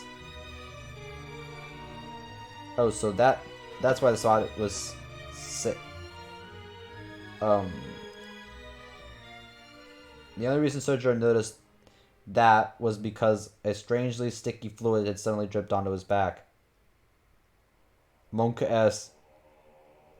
Oh. He looked up at the ceiling. Their eyes met. Without a second thought, his butt shot up off the ground and... I was lucky, get out! He jumped out from behind the counter on his own. Idiot, what are you... Ozzy started to stand up, trying to stop him from committing suicide. As she did, she finally noticed what was being born above her head.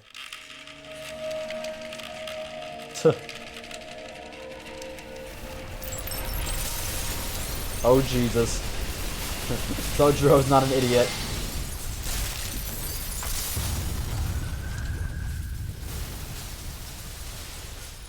That was too close. An enormous mouth snapped shut with a crash.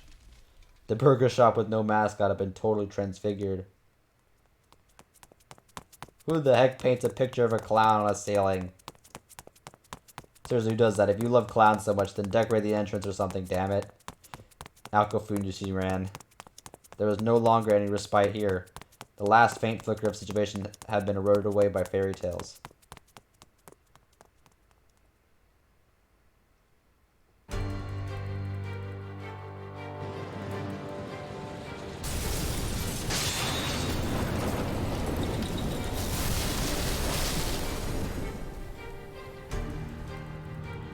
Oh God.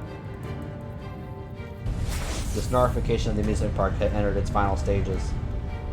It was not just the mascots that were coming to life. Like the burger shop, even the buildings were beginning to transform into living beings. The roller coaster that circled the park wriggled and squirmed like a Chinese dragon.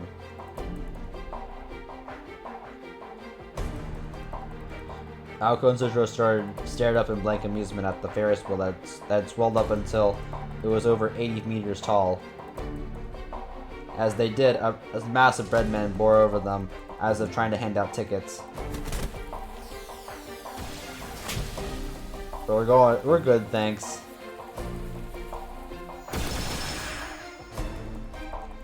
Oddities swarmed in from every direction. No matter how many times she broke through their ranks, they simply reformed again as if nothing had happened. It was a never-ending battle of attrition. But that was only natural. This depletion of resources was a topic that almost never came up in fairy tales. It's no use, they just keep coming. Look for Snark's main body. Every play kick shot has a vessel that acts as the main body. If you destroy that, we should be able to escape.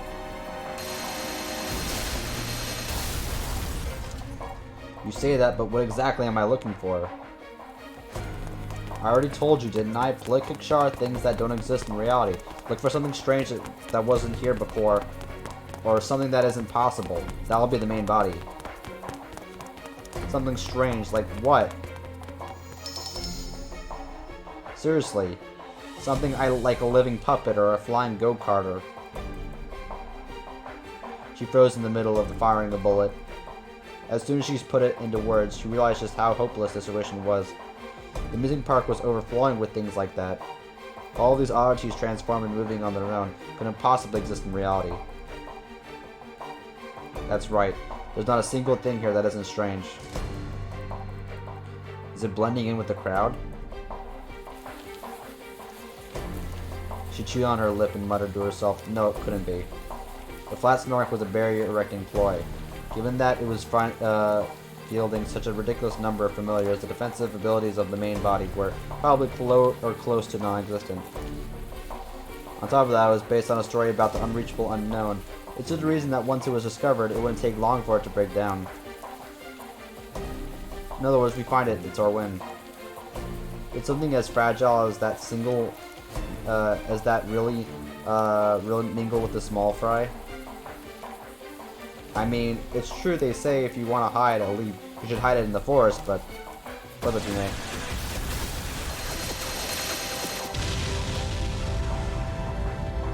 Of course, the Snark would never risk appearing in front of Alco. The chances of being blown away by a stray bullet were simply too high. Its main body would be somewhere where it could transform the park in relative safety. Still, it should be somewhere visible. The Snark is the subject of a book. If it's not on a page, at all times, it doesn't have any right to be called itself a main character. The question was, where could that be? Thinking about it simply, the Ferris wheel was the safest choice, and was a motif that symbolized amusement parks. But what if we go after that girl? Her eyes widened at the sudden suggestion. Just like her, Sojiro had been trying to think of a plan to get them out of this situation in his own way. His idea was a simple one. If they couldn't find out Snark's main body, then why not just take out its master? Alice hadn't moved an inch from the clock tower. Even from there, they could see her moonlit silhouette. That's the absolute worst thing we could do. Even if we killed Alice, the flat Snark wouldn't stop, and all of this craziness would just start over and overflow into the outside world. Besides, I couldn't kill her if I wanted to. I'd be lucky just to get her halfway there.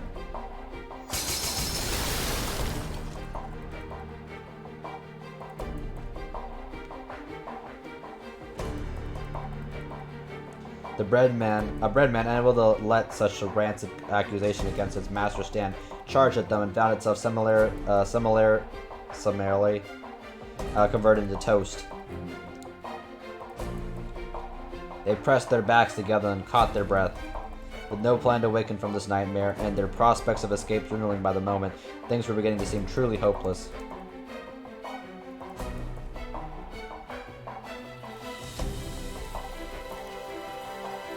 On the other hand, perhaps sensing their prey was weakening, the oddities had formed a ring around Alco and Sojiro and watched them carefully. Philip's arm.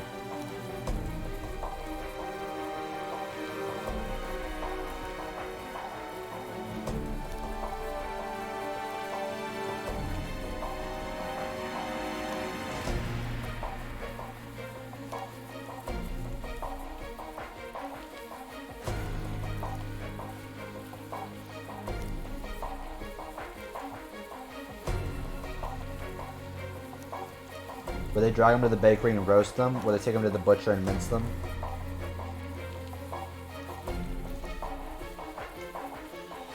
Maybe they'd skewer them and parade them about their merry-go-round, or set them a swing on a pirate ship full of spikes. After 2 long years of sleep, they burned with the desire to welcome their newfound guests. Hey, can I ask you something? What is it? Make it quick. I'm trying to think. Oh, it's just, I get what these guys are after. That much is obvious, but what about that girl? Does she enjoy that sort of stuff too?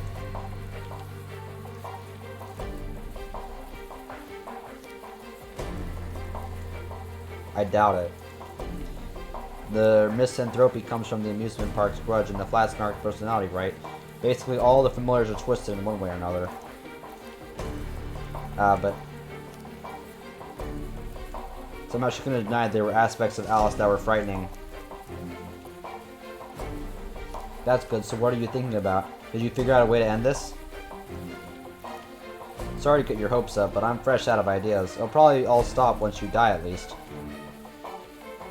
Don't say that for now. Don't say that. For now, let's run. Hey, wait, Shizuki. She couldn't believe what was happening. Is there...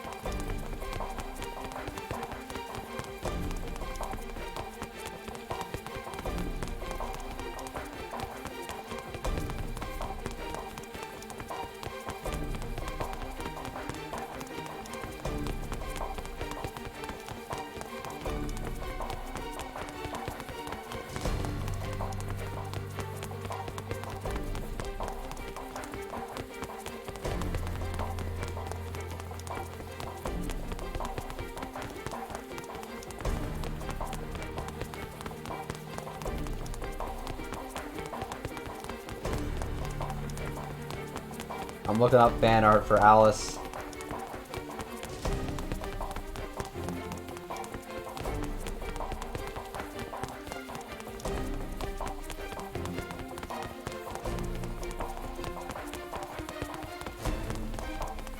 Comic at 83? Jesus.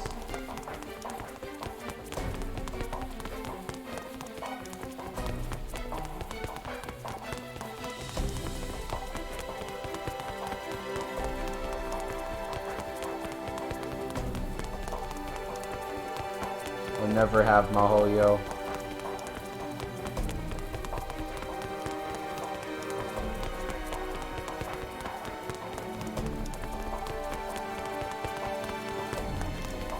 Sojiro, who until then had simply been following her around, suddenly grabbed her hand and started a madcap suicide charge to the fresh-baked legion of bread.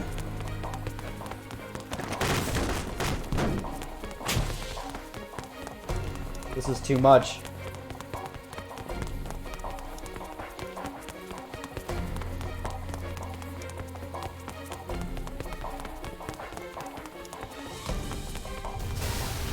Oh shit.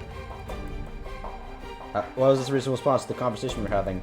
She cursed at his uncharacteristic aggressiveness, but stuck with him nonetheless. There was no way he could break through so many enemies just by throwing his body at them. She quickly righted herself and cleared the path in front of them with bullets. Huh. They broke into sprint as they emerged from the encirclement.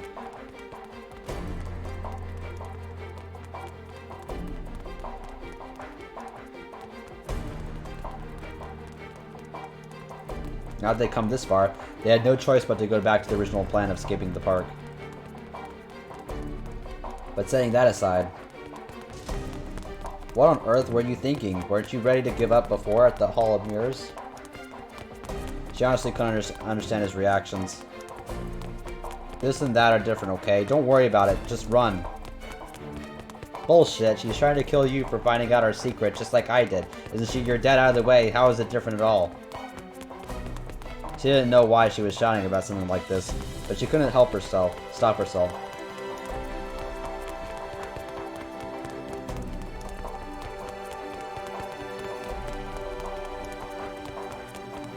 It must have been irritation at the staggering amount of stupidity he showed by recklessly rushing at the breadmen. At least that's what she told herself. Don't misunderstand, okay? We're escaping together. That's all. I'm going to try to kill you. That's all. I'm going to try to kill you again tomorrow. If you valued your life, you'd be running away from me too. That has nothing to do with this. It's fine if you kill me. I just don't want it to be her. But why? Because she's a stranger. We never even talked before. Huh? Her seething passions were extinguished in an instant. The anger, the rage against such a simple, trivial reason. It all vanished just like that. Because she's a stranger? So then for Sojiro, being killed by someone he knew was alright? Her face darkened to a scowl as she followed behind him. The more she learned about him, the less she understood.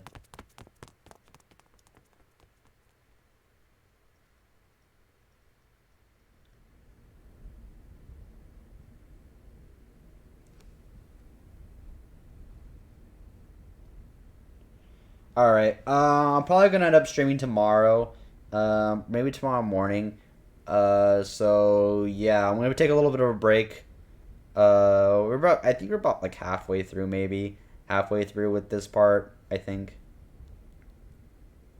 So, yeah.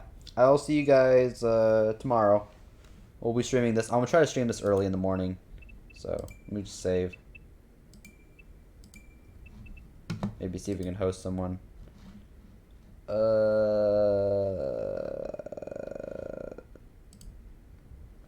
But yeah, guys, hope you guys enjoy the stream. We'll be streaming again tomorrow. I'm not using putting any music or anything like that, so all these VODs should be on YouTube if you guys want to check it out. Save for John Archer. God damn it.